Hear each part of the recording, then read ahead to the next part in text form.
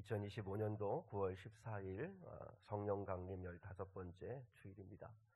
오늘 이 시간 다 같이 우리 하나님 아버지 앞에 우리의 신앙 고백을 새 사도신경으로 올려드리겠습니다. 함께 고백하겠습니다. 나는 전능하신 아버지 하나님 천지의 창조주를 믿습니다. 나는 그의 유일하신 아들 우리 주 예수 그리스도를 믿습니다. 그는 성령으로 잉태되어 동정녀 마리아에게서 나시고 본디오 빌라도에게 고난을 받아 십자가에 못 박혀 죽으시고 장사된 지 사흘 만에 죽은 자 가운데서 다시 살아나셨으며 하늘에 오르시어 전능하신 아버지 하나님 우편에 앉아 계시다가 거기로부터 살아있는 자와 죽은 자를 심판하러 오십니다. 나는 성령을 믿으며 거룩한 공교회와 성도의 교제와 죄를 용서받는 것과 몸의 부활과 영생을 믿습니다. 아멘.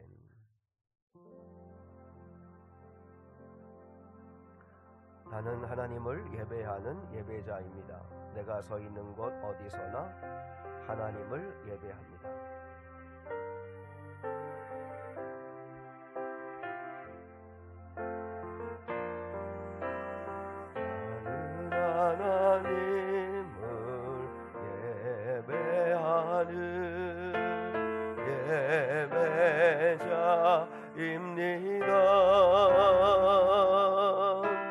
내가 서 있는 곳 어디서나 하나님을 예배합니다. 내 영혼 거룩한 은혜를 향하여 내 마음 완전한 하나님 향하여 이곳에서 바로 이 시간 하나님을 예배합니다. 나는 하나님을 예배하는 예배자입니다. 내가 서 있는 곳 어디서나 하나님을 예배합니다. 내 영혼 거룩한 은혜를 향하여 내 마음 완전한 하나님 향하여 이곳에서 바로 이 시간 하나님을 예배합니다.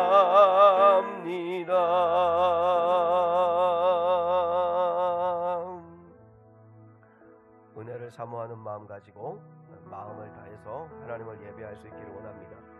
우리가 오늘 예배하는 내내 우리의 시선을 주님께로 향할 수 있기를 원합니다. 내게로부터 눈을 들어 주를 보기 시작할 때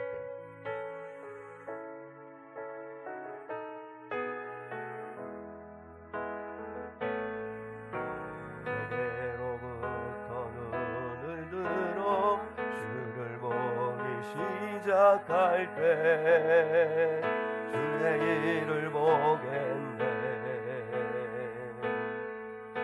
내 작은 마음 돌이키사 하늘에 꿈꾸게 하네. 주님을 볼 때 모든 시선을 주님께 드리고 살아계신 하나님을 느낄 때 내 삶은 주의 역사가 되고 하나님이 일하기 시작하네. 성령이 나를 변화시켜 모든 무렴 사라질 때 주의 일을 보겠네. 한땅한 가운데서 주님 마음 알게 되리. 주님을 볼 때 모든 시선을 주님께 드리고 전능하신 하나님을 느낄 때 세상은 주의 나라가 되고 하나님이 일하기 시작하네. 내게로부터 눈을 들어 주를 보기 시작할 때 주의 일을 보겠네. 내 작은 마음 돌이키사 하늘에 꿈꾸게 하네. 주님을 볼 때 모든 시선을 주님께 드리고 살아계신 하나님을 느낄 때 내 삶은 주의 역사가 되고 하나님이 일하기 시작하네.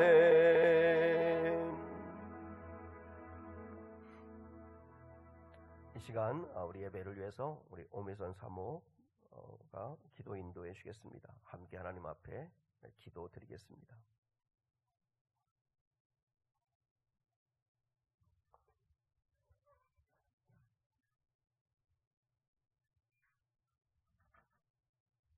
사랑이 많으신 주님, 오늘 이 시간 안식일을 맞이하여 이 자리에 나와 예배드릴 수 있음에 감사합니다. 한 주간 우리 삶의 자리는 늘 인생의 희노애락을 겪으며 살아갑니다. 그럼에도 감사할 수 있는 것은 주님이 저희와 함께 그 삶의 자리에 동행해 주심을 믿기 때문입니다. 지난 한 주간도 함께해 주심에 감사합니다. 삶의 형편이 어떠하든지 주님은 전능하신 하나님 아버지이시기에 우리의 삶의 모든 것이 협력하여 선을 이루어 주심을 믿습니다. 주님께서는 천하보다 한 영혼을 귀히 여기시는 아버지이심을 알기에 저희 교회도 선교 사역과 교회 사역들을 통해서 주님의 사랑을 조금이나마 전하는 교회가 되기를 기도합니다.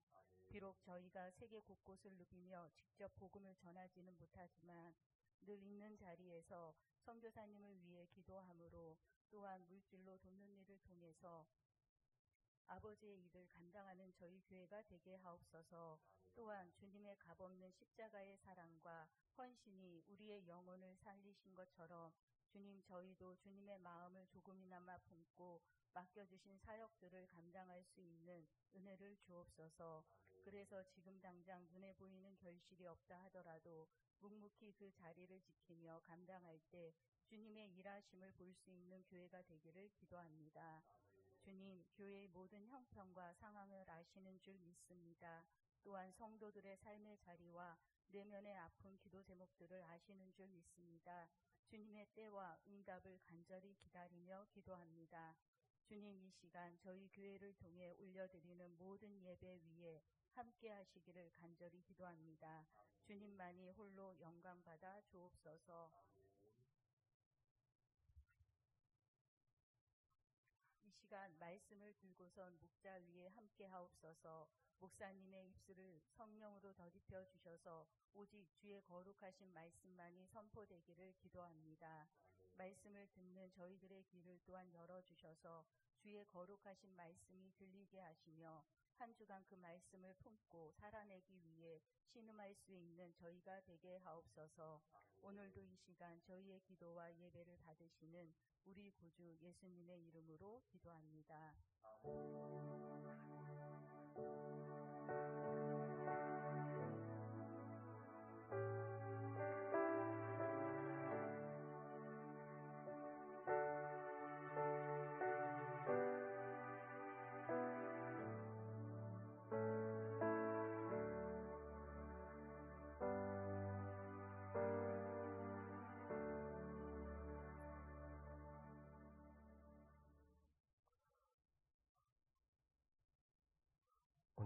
성령 강림 15번째 주일입니다.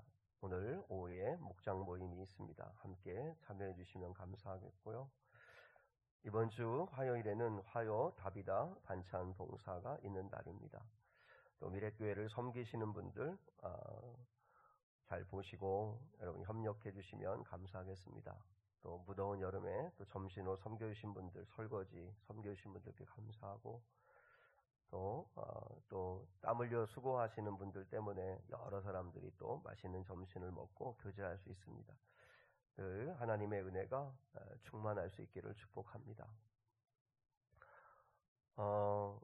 오늘 오후에 우리 산남 풋살장에서 우리 그 청소년, 청년들 또 장년 성도들 또 이렇게 풋살 경기가 있는데 오후 3시 반까지 산남 풋살장으로 우리 함께 가셔서 또 교제할 수 있으면 좋겠습니다.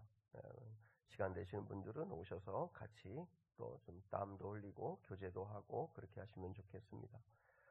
9월 23일부터 27일까지 이제 창립주일을 앞에 두고 한 주간 특세가 있습니다. 그리고 28일은 교회 창립 18주년 감사주일입니다. 그리고 또 이제 가을에는 성경 공부도 함께 하려고 합니다. 다음 주에는 이제 신청서를 좀 드려서 좀 이렇게 여러분이 의사 표현을 하셔서 좀 상황을 보고 성경 공부를 할 수 있도록 그렇게 하겠습니다. 노현재 원사가 9월 8일 월요일에 하나님의 부르심을 받았고 또 장례 예식을 잘 마쳤습니다. 시간 함께한 성도들에게 감사함을 드리고 또 우리 가족들이 감사의 마음을 담아서 떡과 과일을 또 대접해 주셨습니다. 우리 아마 2부 예배 때 오지 않을까 하는 생각하는데요. 혹시 보면 따뜻하게 맞아주시고 위로해 주시고 그리고 기도해 주시면 감사하겠습니다. 우리 앞뒤 좌우분과 같이 한번 인사 같이 나누겠습니다. 이렇게 인사하겠습니다. 주님의 은혜와 사랑이 당신의 삶에 풍성하기를 축복합니다. 인사하겠습니다. 주님의 은혜와 사랑이 당신의 삶에 풍성하기를 축복합니다. 네, 고맙습니다. 우리 오늘 주시는 하나님 말씀 같이 나누겠습니다. 오늘 주시는 하나님 말씀은 요한복음 8장 1절로 11절입니다. 요한복음 8장 1절로 11절 말씀입니다.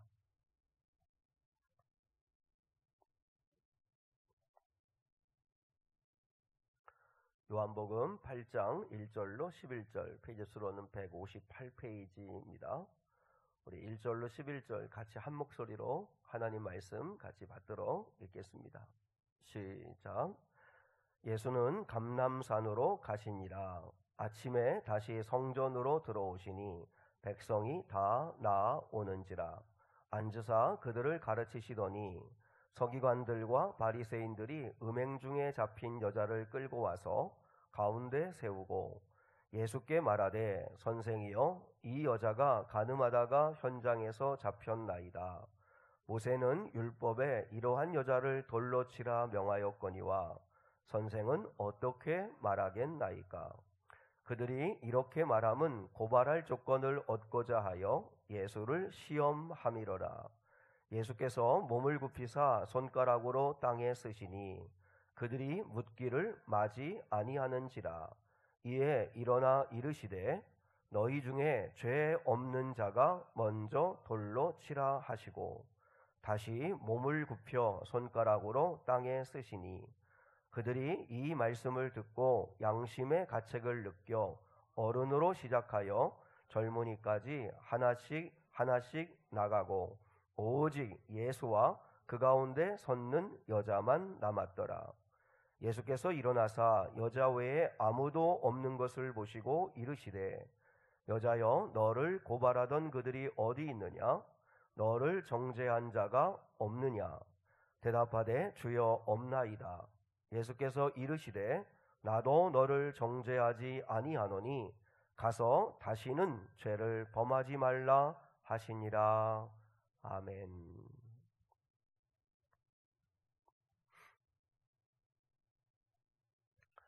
요한복음 20장 30절로 31절의 말씀을 우리 주보에 기록해 놓았는데 같이 한번 읽어보시겠습니다. 요한복음 20장 30절 31절 같이요. 예수께서 제자들 앞에서 이 책에 기록되지 아니한 다른 표적도 많이 행하셨으나 오직 이것을 기록함은 너희로 예수께서 하나님의 아들 그리스도이심을 믿게 하려 함이요 또 너희로 믿고 그 이름을 힘입어 생명을 얻게 하려 함이니라. 아멘. 여러분, 이 말씀에 보면 이 요한복음에 기록되지 아니한 다른 표적도 예수님이 많이 행하셨다 이렇게 말씀하고 있습니다. 그러니까 우리에게 전해지지 않은 예수님이 행하신 일들이 참 많이 있다는 거죠. 그런데 이것을 기록한 이유는 바로 예수가 하나님의 아들이시며 그리스도이심, 메시아이심을 믿게 하기 위함이고 그 예수를 믿음으로 영원한 생명을 얻게 하기 위해서 이 요한복음을 기록했다 이렇게 이야기합니다. 그러면 사도 요한은 예수님이 행하신 일들이 참 많고 많은데도 왜 요한은 가늠하다 현장에서 잡힌 이 여인의 이야기를 기록했을까? 왜 이것을 선택해서 기록을 했을까 하는 거죠. 사실 가늠하다 현장에 잡혀온 여인의 이야기를 이를 보면 예수님이 어떤 신적 능력이 나타나는 기적 사건도 아니고 또 수많은 사람들을 구원하는 영혼 구원의 이야기도 아닙니다. 당시에 정말 보잘것없고 하찮은 한 여인을 구원하시는 이 이야기가 왜 요한은 그것을 선택해서 기록했을까 하는 거죠. 사실 이 본문의 이야기는 기독교 2000년 역사 가운데 너무 생뚱맞아서 그래서 좀 자유주의적인 신학자들인 본문 비평을 하는 다수의 학자들은 이 사건은 원래 원문에 없는 이야기인데 후대에 삽입된 이야기다 이렇게 주장하기도 합니다. 어거스틴과 칼빈도 원문에는 없는 이야기지만 후대에 삽입된 것 같고 그리고 그렇게 의문을 제기를 하지만 그러나 내용은 복음의 진리와 맥을 같이 하기 때문에 그래서 받아들일 수 있다 이런 입장을 취했습니다. 그러니까 이 본문에 대해서 이 사건에 대해서 의심하는 사람들이 꽤 많이 있다는 거죠. 그럼에도 불구하고 복음주의 신학자들은 실제 예수님이 행하신 사건으로 받아들입니다. 어떻든 가운데 우리가 여러분 성경을 읽을 때 성경을 읽는 방법 중에 하나는 뭐냐면 영적 동일시라는 게 있습니다. 영적 동일시. 그러니까 성경의 인물과 나를 동일시해 보는 거죠. 그래서 성경의 인물의 자리에 내가 한번 서보는 겁니다. 그래서 그 하나님의 음성을 깨닫는 거죠. 나라면 어떻게 할까?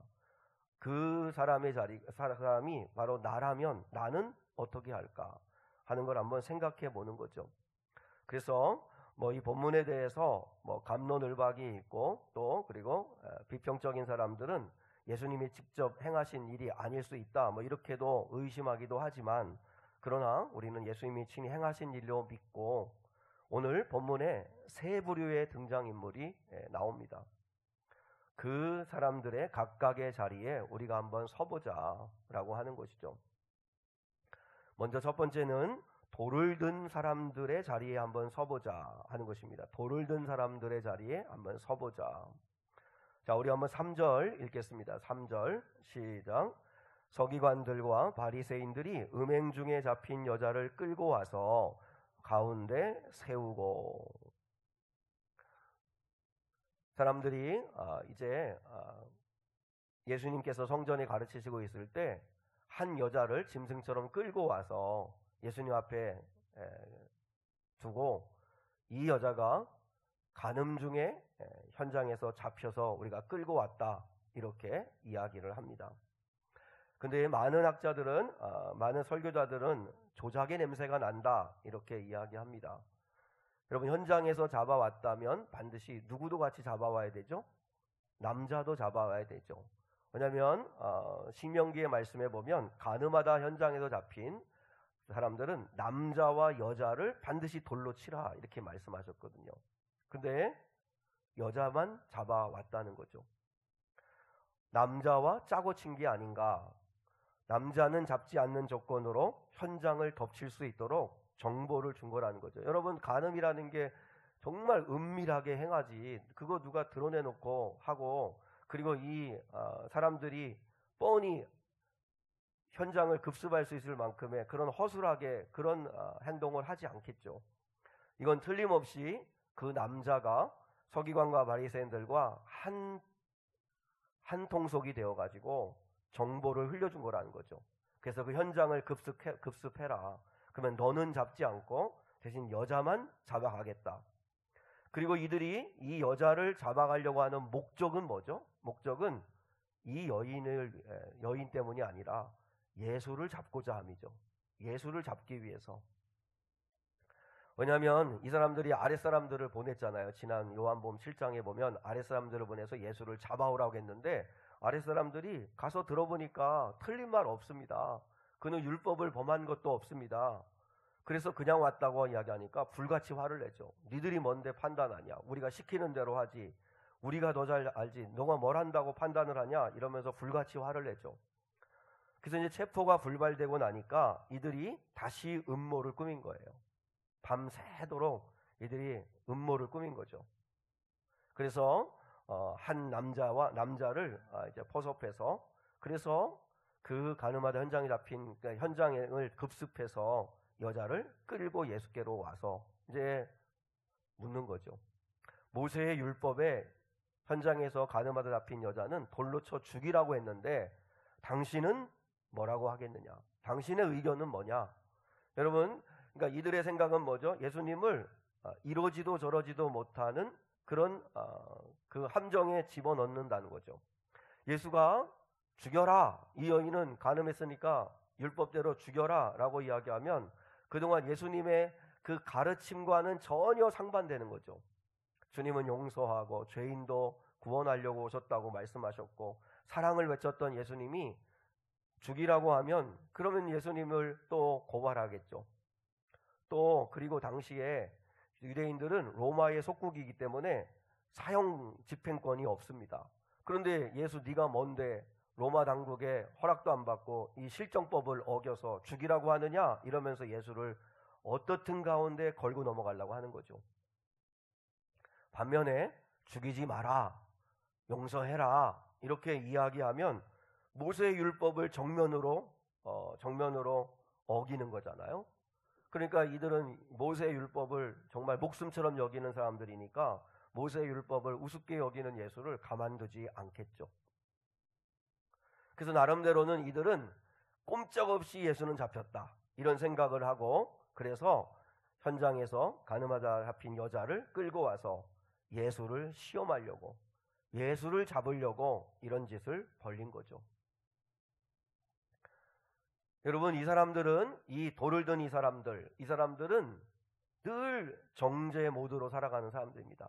정죄라는 게 뭐예요? 정죄라는 걸 사전에서 찾아보니까 잘못이나 죄가 있다고 단정하고 비난하거나 책임을 묻는 것, 그게 정죄입니다. 그러니까 이거는 아예 단정을 하는 거예요. 틀림없이 죄가 있다, 틀림없이 뭔가 잘못했다. 그래서 그걸 단정을 하고 비난하고 그리고 그에 마땅한 벌을 물으려고 하는 게 그게 정죄입니다. 정죄. 로마서 8장의 말씀을 보면 정죄라는 말이 가장 대표적으로 나오잖아요. 그러므로 그리스도 예수 안에 있는 자에게는 결코 정죄함이 없다. 여러분, 그리스도 예수 안에 있는 자는 결코 정죄함이 없다. 우리가 죄가 없어서 정죄함이 없는 게 아니라 죄가 있지만 그리스도의 생명의 성령의 법이 죄와 사망의 법에서 우리를 해방시켰기 때문에 우리는 더 이상 정죄받지 않는다 라고 말씀을 선포하고 있죠. 그러나 마귀의 특징은 뭐예요? 계속 정죄하는 거잖아요. 그러니까 이 돌을 든 사람들은 인생의 삶 자체가 늘 정죄하는 그런 모드를 가지고 사는 거예요. 그러니까 이 사람들은 매사가 뭔가 불만이 있고 마음에 안 드는 거예요. 늘 화가 나 있는 거죠. 여러분, 우리 교회는 어떤 교회가 되기를 원하십니까? 여러분, 되는 교회는 손에 돌을 들고 판단하고 정죄하는 교인들이 많은 교회가 아니라 돌을 다 내려놓고 그리고 서로 감싸주고 품어주고 기도해주고 이해해주고, 왜냐하면 우린 다 죄인들이니까. 우리는 서로 다 죄인들이고, 그래서 주의 은혜가 필요하고 용서가 필요한 사람들이니까 우리는 다 손에서 돌을 내려놓고 품어주고 감싸주고 그리고 이해해주고 받아주고 하는 교회가 돼야 한다는 거죠. 그런 교인들이 많아야 교회가 더 따뜻해지는 거죠.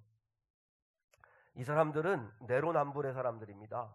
그러니까 남들한테는 혹독한 잣대를 들이대면서 자기 자신에게는 아주 관대한 사람들입니다.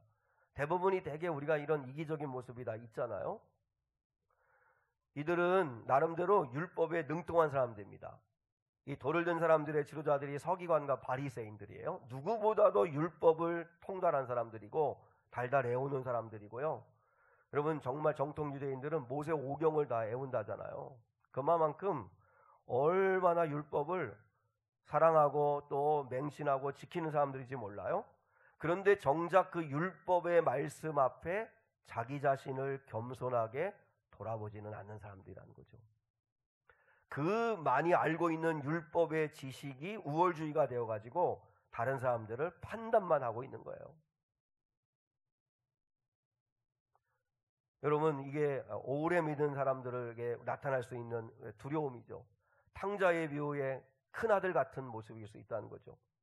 참 아버지 말에 순종하고 열심히 따라주고 충성하는 것 같지만 마음에는 늘 불만이 있고 화가 있고, 그리고 늘 동생에 대한 정죄가 있고 늘 판단하고 다 마음에 안 들고, 아버지도 처사가 마음에 안 들고 동생도 마음에 안 들고, 그런 마음으로 가득한 그런 모습이죠. 겉으로 볼 때는 이들은요, 바리새인과 서기관들은 기도 생활, 구제 생활, 그리고 금식, 이 경건 생활에 얼마나 철저하게 하는지 몰라요. 그런데 예수님이 말씀하셨잖아요. 너희들 마음에는 악독이 가득하도다. 여러분이 오늘 이렇게 주일 예배드리기 위해 왔잖아요.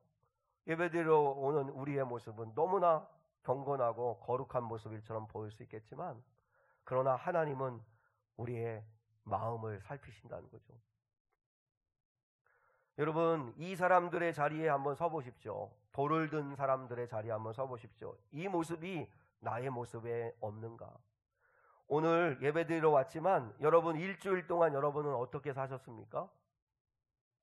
주님을 의식하며 사셨습니까? 우리의 오늘 주일 예배는, 하나님이 우리의 주일 예배를, 나의 주일 예배를 받고 안 받고는 어디서 결정되는지 아십니까? 여러분의 월요일부터 토요일까지 일주일의 삶에서 결정됩니다. 하나님이 가인의 제사를 왜 받지 않으셨는지 아십니까? 많은 사람들이 가인의 재물에 문제가 있다 이렇게 이야기하는데 모르는 말입니다. 그렇지 않습니다. 하나님이 가인의 예배를 받지 않으신 이유는 가인의 인격과 가인의 삶을 받지 않으신 겁니다.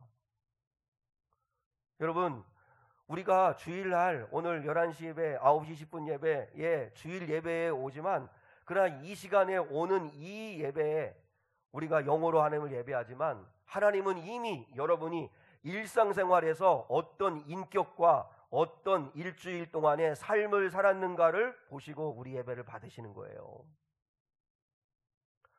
서기관과 이 바리새인들은 기도 생활하고 금식하고 구제하고, 근데 마태복음의 예수님 말씀처럼 다 사람한테 보이려고 하고 사람한테 칭찬받으려고 하고 떠벌리고, 그리고 또 그렇지 않은 사람들 계속 정죄하고 판단하고, 그런 이들을 향해서 너희는 외식하는 자들이다.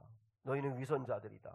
네 마음 안에는 마치 회칠한 무덤과 같이, 겉은 회를 칠해서 무덤이 그럴싸한데 그 속에서는 그냥 구더기가, 그리고 또한 그 온갖 더러운 것들이, 그 시신이 썩어지는 그 추악함이 가득하듯이 너희 마음도 그와 같다.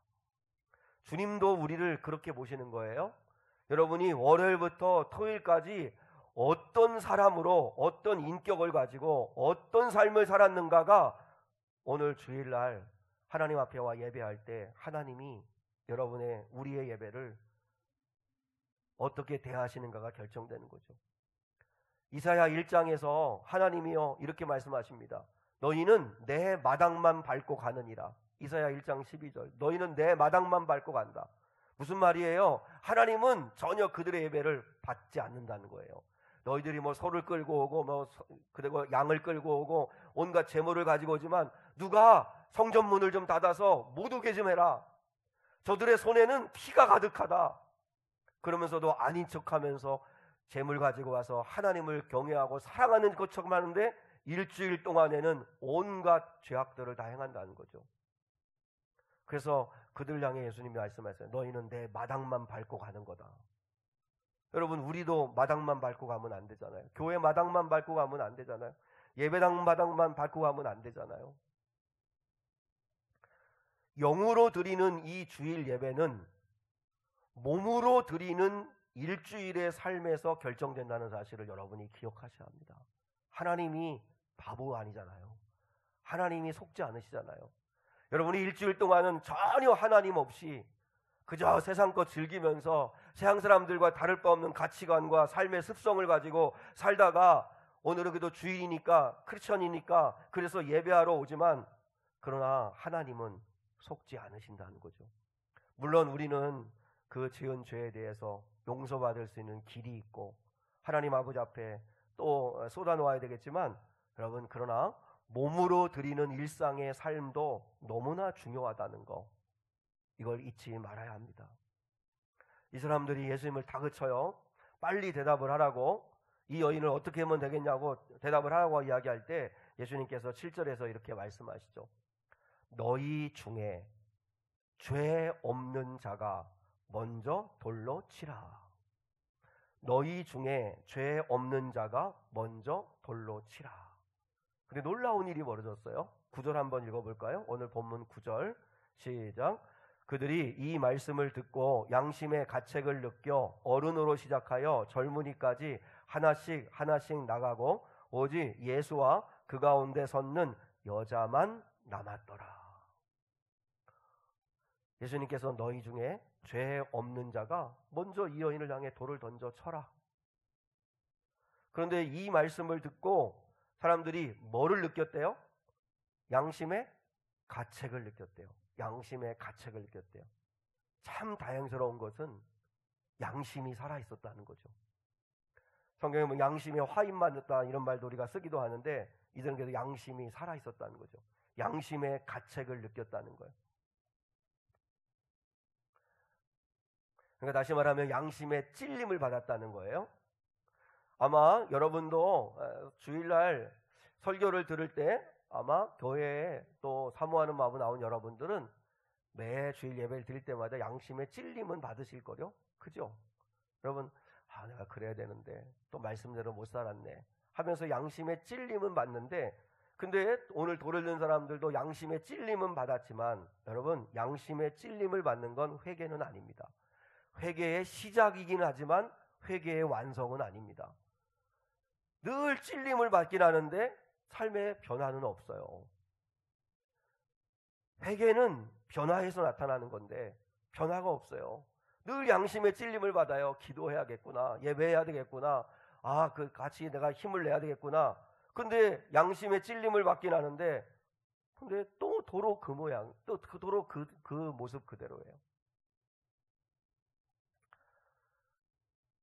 대표 기도를 우리 성도들 거의 대부분 하시는데 제가 부탁을 하나 드리는데, 어느 교회에 이렇게 주일 이제 통으로 드리는 예배를 보았는데, 근데 그 대표 기도 하시는 장로님이 참 좋은 기도 하시더라고요. 뭐냐면 우리 교회에 좋으신 목사님을 주셔서 진심으로 감사합니다, 이렇게 기도를 하더라고요. 대부분 저는 이 기도는 우리 집사람이 대표 기도할 때는 이렇게 기도하라고 못 하겠는데, 근데 여러분들은 대부분 대표 기도하신 분들은 뭐라고 담임 목사를 위해서 기도하냐면 담임 목사님에게 능력 주시고 힘 주셔서 주어진 사명 잘 감당할 수 있게 해달라고 기도해요. 대부분 우리 교인들도 다 대부분 그렇게 기도하는데, 그래놓고 자기들은 힘 하나도 안 내는 거죠. 자기들은 힘도 안 내요.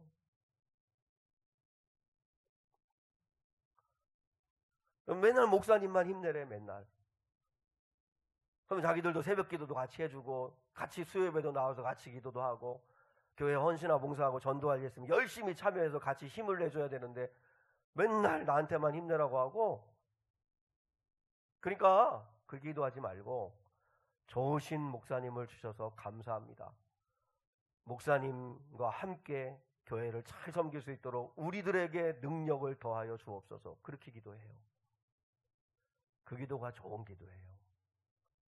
여러분, 목사님이 좋으신 목사님 주셔서 감사하다 그러면 제가 교만해지겠습니까? 오히려 더 잘하려고 하지? 그렇지 않겠어요? 다음 주부터, 다음 주에 오늘까지는 김대장님까지는 기도 준비를 하셨을 테니까 다음 주부터는 좀 대표 기도하신 분들은 좀 이왕이면 감사를 하고, 그리고 같이 힘을 내자. 같이 능력받고 같이 교회를 섬겼으면 좋겠다 하는 기도를 하시면 좋겠어요. 여러분, 말씀을 듣고 우리가 찔림은 받는데, 근데 늘 변화가 없는 모습이 있을 수 있어요. 여러분, 회개에는 삼박자가 필요합니다. 먼저 첫 번째는 내가 죄인이라고 하는 영적 자각을 반드시 해야 합니다. 이게 자기 절망입니다. 자기 자신에 대해서 나는 정말 형편없구나, 나는 정말 내가 문제였구나, 내가 죄인이었구나. 가정에서도 여러분, 내가 문제였구나, 이렇게 돼야 가정이 살지. 맨날 돌을 든 사람들처럼 늘 돌을 던지려고만 하면 어떻게 가정이 평안할 수 있겠습니까? 여러분, 죄인의 이 회개의 첫 박자는, 먼저 첫 번째 박자는 영적 자각, 내가 문제였구나, 내가 문제였구나. 그리고 두 번째는 동시에 예수님이 나의 구원자이시고 예수님께 잘못을 구하고 그분께 용서를 받아야 한다는 것을 믿으셔야 합니다. 여러분, 사람한테 죄 졌고 내가 잘못했는데 왜 예수께 구해야 되냐? 왜요? 예수님만이 우리를 정죄하실 수 있고 예수님만이 우리의 구원자이시기 때문에 반드시, 많은 사람들이 양심의 찔림을 받는 건 영적 자각 상태, 그것까지는 해요. 근데 더 나아가서 예수를 믿고 예수님 앞에 죄를 구하고 그리고 진정으로 용서받은 사죄의 기쁨을 누리지는 못해요. 그리고 세 번째, 이전과는 반드시 다르게 사셔야 돼요. 다르게 사셔야 합니다. 타인을 대하는 태도가 달라지셔야 합니다. 그게 회개의 삼박자입니다. 첫 번째만 와 계시면 안 되고 영적 자각을 통해 예수 붙들고, 그리고 예수님을 내 안에 모셨다면, 진짜 믿는다면, 그러면 내 삶이 변화되셔야 합니다. 돌을 든 사람의 자리에 서보십시오. 난 이만하면 괜찮지 하는 자만에 빠져 있지는 않은지, 늘 시선이 남을 향해 있지는 않은지, 나에게도 어느 순간에 돌을 들고 있지는 않은지. 여러분, 돌을 내려놓고, 그리고 내가 이 사람이었구나, 내가 문제였구나 라고 하나님 아버지 앞에 자각하고 주님 붙드는 은혜가 있기를 주님의 이름으로 축복합니다. 두 번째, 돌에 맞아 죽을 자리에 서보라는 것입니다. 돌에 맞아 죽을 자리에 서보라. 이 여인이죠. 이 여인은 지금 꼼짝없이 돌에 맞아 죽을 자리에 서 있습니다. 빼박입니다. 변명의 여지가 없죠. 현장에서 잡혀온 여인인데 뭐라고 변명하겠어요? 목격자들이 이렇게 많은데. 영적 상상력을 가지고 내가 지금 돌에 맞아 죽을 이 자리에 서 있는 사람이라고 생각을 한번 해보십시오. 아마 여러분 가운데 내가 그래도 돌에 맞아 죽을 짓 정도는 나는 안 했다, 이렇게 생각할지 모르겠는데, 그렇게 생각하신다면 아직 여러분은 영적 자각이 모른 겁니다. 하나님 아버지 앞에 우리는요, 이 여인은 들킨 죄인이고 우리는 아직 들키지 않은 죄인일 뿐입니다. 하나님이 정말 MRI처럼 우리의 마음을 다 생각을 비출 수 있고 보일 수 있게 만드신다면 감히 고개 들 사람이 누가 있겠어요? 우리 안에 음란함이 없습니까? 우리 안에 거짓됨이 없습니까? 우리 안에 남을 판단하고 비난할 마음이 없습니까? 여러분, 하나님 아버지 앞에 내가 죄인임을 깨닫고, 내가 돌에 맞아 죽을 사람이구나, 내가 돌에 맞아 죽을 사람이구나 자각하는 게 필요하다는 거죠. 우리 자신을 한번 점검해 보세요. 자, 디모데후서 3장 1절로 4절에 보면 이렇게 바울이 우리의 영적 상태를 이렇게 판단해 보라고 하는 이야기가 나오는데, 자, 1절 먼저 읽겠습니다. 주보에 있습니다. 1절 시작. 너는 이것을 알라. 말세에 고통하는 때가 이르러. 여러분, 이 말이 좀 어렵죠? 말세에 고통하는 때가 이르러. 말세는 예수님의 재림부터, 그러니까 아니 예수님의 그 승천하신 그때부터 예수님이 다시 오시는 재림할 때까지를 기간을 다 말세라고 우리가 흔히 얘기하는데, 뭐 예수님의 초림에서부터 재림까지 그 기간이라고도 이야기하고, 아무튼 우리가 지금 말세를 살고 있는데, 지금 이 마지막 때 우리의 고통이 뭐냐면, 우리의 고민이 뭐냐면, 우리의 괴로움이 뭐냐면, 외부의 핍박보다도 더 무서운 건 내적 타락이라는 거예요. 그게 말세에 고통하는 때가 이른다는 뜻이에요. 그러니까 마지막 때는 갈수록 어떤 외부의 핍박보다, 우리의 심각한 지금 유혹은 뭐냐면 외부의 핍박이 있는 게 아니잖아요. 핍박이 있는 나라도 있지만 그보다 더 무서운 건 내적 타락이에요. 근데 내적 타락이 어떤 모습으로 나타나는가? 2절로 4절에 18가지를 이야기했는데, 여기에 해당되지 않는 사람이 누가 있다고 큰 소리 치겠어요? 한번 읽어볼까요? 시작. 사람들이 자기를 사랑하며 돈을 사랑하며 자랑하며 교만하며 비방하며 부모를 거역하며 감사하지 아니하며 거룩하지 아니하며 무정하며 원통함을 풀지 아니하며 모함하며 절제하지 못하며 사나우며 선한 것을 좋아하지 아니하며 배신하며 조급하며 자만하며 쾌락을 사랑하기를 하나님 사랑하는 것보다 더하며. 여기에 18가지 가운데 자유로울 사람이 누가 있습니까? 나는 이 18가지에 전혀 해당 안 된다, 이렇게 말할 사람이 누가 있습니까? 우리가 얼마나 겉으로는 목사인 척하고 또 하나님을 믿는 사람 척하지만 우리가 얼마나 이기적입니까? 그리고 무정하며 라는 말이 참 마음이 와닿아요. 너무 매정하죠. 우리가 그리스도인이라고 하면서도 무정할 때가 많아요. 참 무심하다, 참 정없다, 참 매정하다 싶을 때가 얼마나 많은지 몰라요. 그래서 상처받기도 하는 거죠. 여러분, 목회자도 상처받아요. 다 우리가 이런 모습이 있어요. 절제 못하고. 보세요. 선한 것을 좋아하지 아니하며, 기도하는 거, 예배드리는 거, 말씀 읽는 거, 그런 거 별로 좋아하지 않아요. 경건 생활하는 건 엄청 힘들어해요. 그런데 세상의 것을 사랑하는 것은 하나님보다 더한다. 여러분, 우리가 그러잖아요.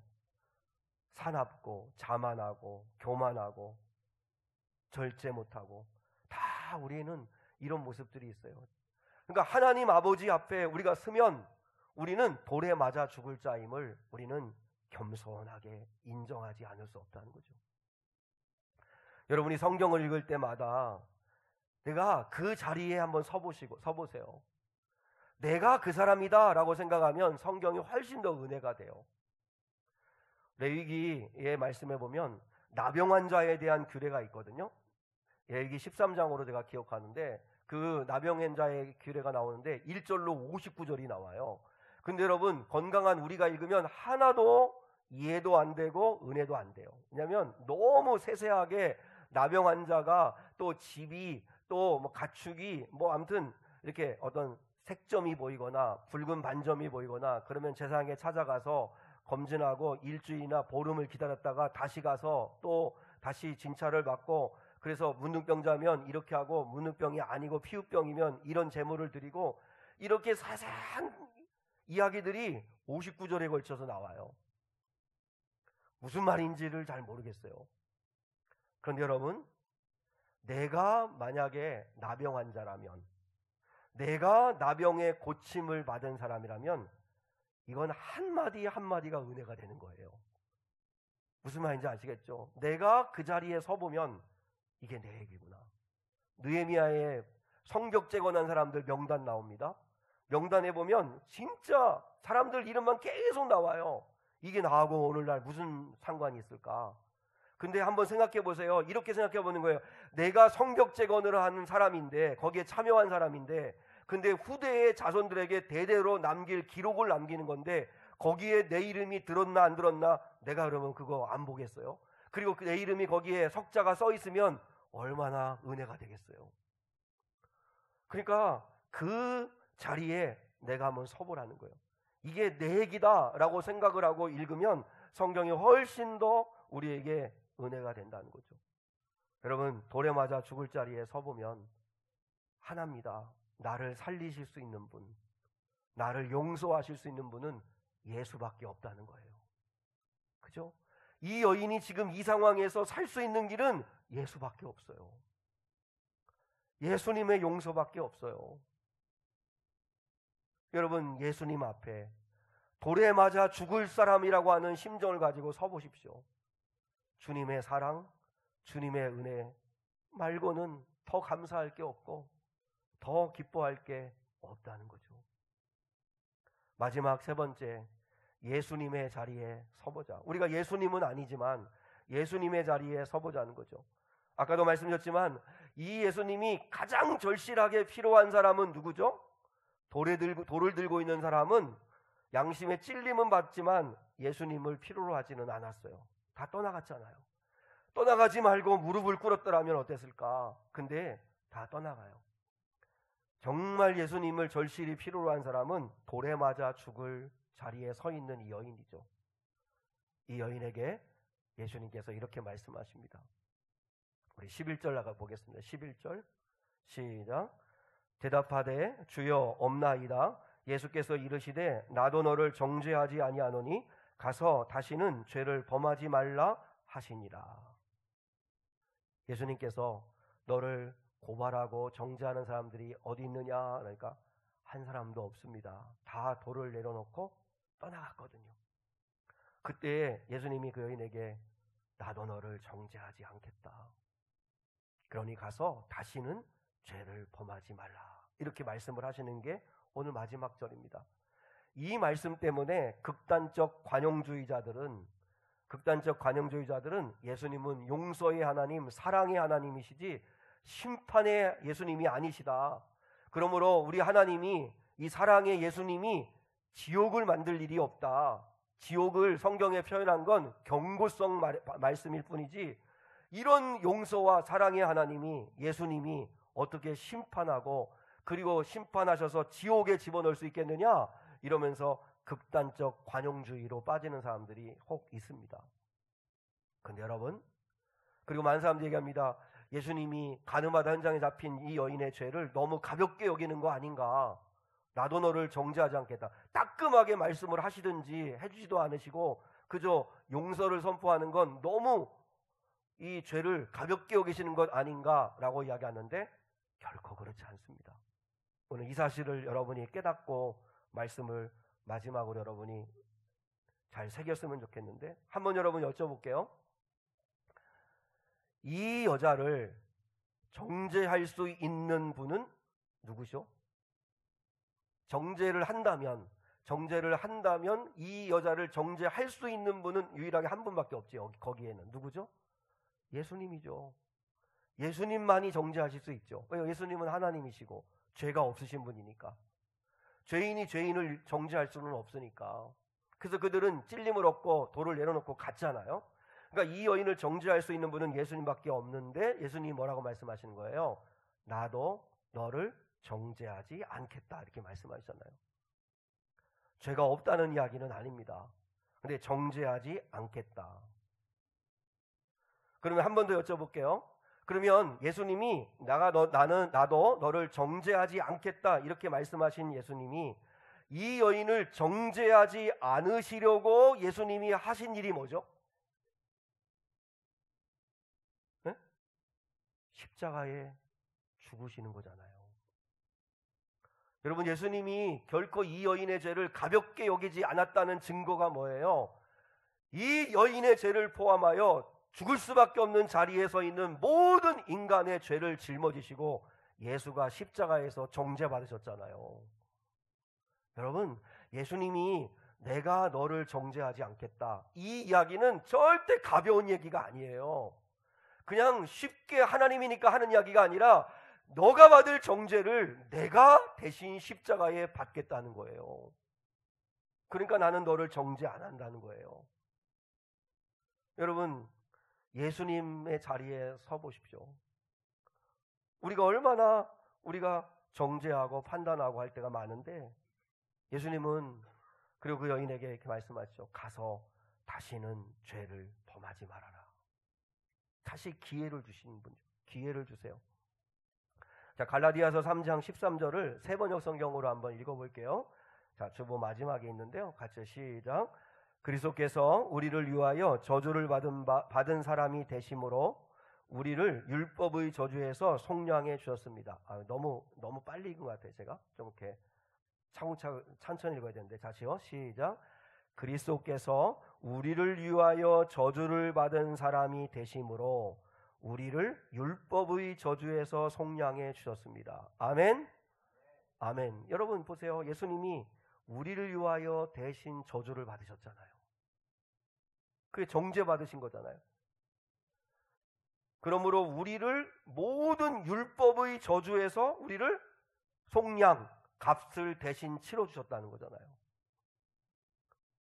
그러므로 나무에 달린 사람마다 모두 다 저주를 받은 자다. 예수님도 저주를 받으셨어요. 죄 없으신데 저주 받으셨어요. 누구 때문에요? 돌에 맞아 죽을 수밖에 없는 죄인 이 여인과 우리를 때문에. 그래서 예수님도 우리에게 말씀하시는 거예요. 나도 너를 정죄하지 않겠다. 그러면 여러분 생각해 보세요. 이 여인이 그 예수님의 은혜를 받고 십자가에 돌아가시는 그 예수님을 이야기를 듣고 보곤 이 여인이 다시 죄에 빠질까요? 그렇지 않을 거예요. 그건 너무 은혜를 짓밟는 행동이겠죠. 이제는 이 여인은 거듭나서 새로운 인생을 살았겠죠. 그런 것처럼 우리도 그런 주님의 은혜를 받은 자로서 우리도 새로운 삶을 사는 거죠. 여러분, 우리도 예수님의 자리에 한번 서 보십시오. 예수님의 자리에 선다는 건 예수님도 우리를 정죄하지 않으셨기에 여러분, 우리는 누구를 정죄할 자격이 없습니다. 그저 우리는 사랑하고 기도할 자격만 있습니다. 사랑하고 기도할 자격이 있습니다. 여러분, 여러분의 손에 혹시 돌이 들려 있다면 그거 내려놓으십시오. 그게 가족을 향한 마음이든 원망의 마음이든 그게 정말 고통스러운 마음이라면 그걸 내려놓으십시오. 그리고 주님께서 가서 다시는 죄를 짓지 말라고 다시 기회를 주시는 것처럼 여러분도 누군가에게 기회를 한번 또 주십시오. 그리고 죄의 종로로 타지 말고 이제 우리 남은 인생은 나를 위해서 정죄받으신 그 주님, 그 주님을 위해서 우리 예수의 종이 되어 예수님을 드러내면서 예수 사랑하면서 예수 따라가는 저와 여러분이 다 될 수 있기를 주님의 이름으로 축복합니다. 우리 이 시간 결단의 찬양, 주여 우린 연약합니다. 우린 오늘을 힘겨워합니다. 우리 같이 이 찬양 드리겠습니다.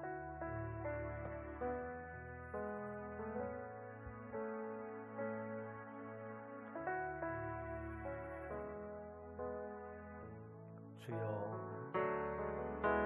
주여, 우린 연약합니다.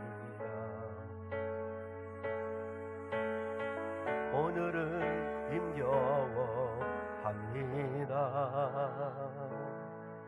주 뜻 이루며 살기에 부족합니다. 우린 연약합니다. 주여, 우리 넘어집니다. 주여, 우린 넘어집니다. 오늘 하루 또 실수합니다. 오늘 하루 또 실수합니다. 주의 긍휼을 구하는 죄인입니다. 우리 주만 바라봅니다. 한없는 주님의 은혜 온 세상 위에 넘칩니다. 가릴 수 없는 주여 영광 온 땅 위에 충만합니다. 주님만 이기리오니 우린 그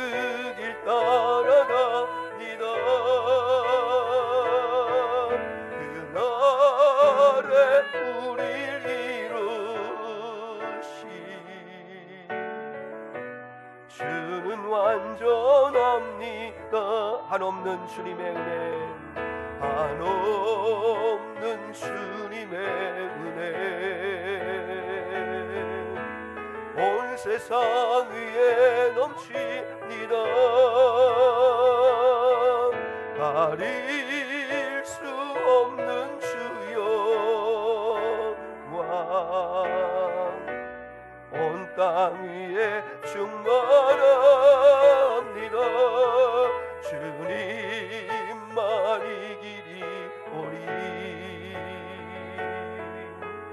우린 그 길 따라갑니다. 그날에 우릴 이루시.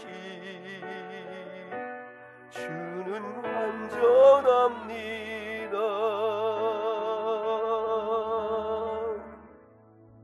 할렐루야. 완전하신 주님 붙들고 주님 따라가시는 저와 여러분 될 수 있기를 축복합니다. 지금은 우리 주 예수 그리스도의 은혜와 하나님 아버지의 극진하신 사랑과 성령 하나님의 함께하시며 동행하시며 인도하여 주시는 은혜가 돌을 들고 선 자의 자리에 서보고 돌에 맞아 죽을 수밖에 없는 죄인의 자리에 서보고 그리고 정죄하시는 대신 당신이 친히 십자가에 몸찢겨 피 흘려 죽기까지 정죄받으시기 위하여 용서하신 그리스도의 사랑 앞에 서보는 저희들 이 예배자들 되기를 소망하며 또한 그렇게 주님처럼 주님의 용서받은 자처럼 살기 원하는 이 예배자들 위에 이제부터 영원까지 함께 하시기를 간절히 축원하옵나이다. 아멘.